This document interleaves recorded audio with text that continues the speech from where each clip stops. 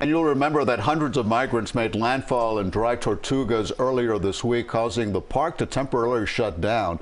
Now loved ones here in South Florida are waiting to find out if they get to stay or sent back. CBS 4's Yvonne Taylor joins us live from the Border Patrol Processing Center in Dania Beach with more tonight. Yvonne?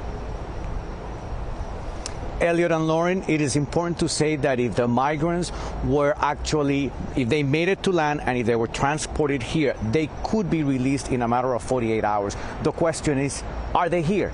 That's the reason why these people came to Dania Beach. They have the same question, while an officer from Border Patrol confirmed that there are over 200 Cuban migrants being processed at this place.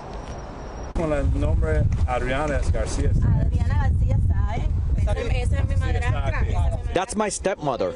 She's here. It's glorious. The best news I've heard so far.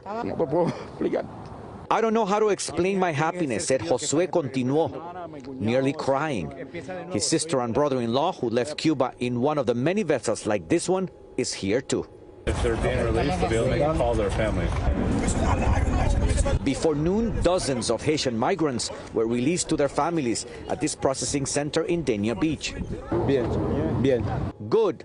The voyage was good, told us this man, visibly shocked by the media attention, before getting on a truck on his way to start a new life. They are some of the migrants who were transported by buses from the Florida Keys on Thursday. Hours later, they are released. We're very worried. I don't know anything about my wife. He shared with us this video. His wife is wearing a blue hat. What makes you think that they're here? I saw a picture of Cubans detained on dry Tortugas, and I recognized some of them.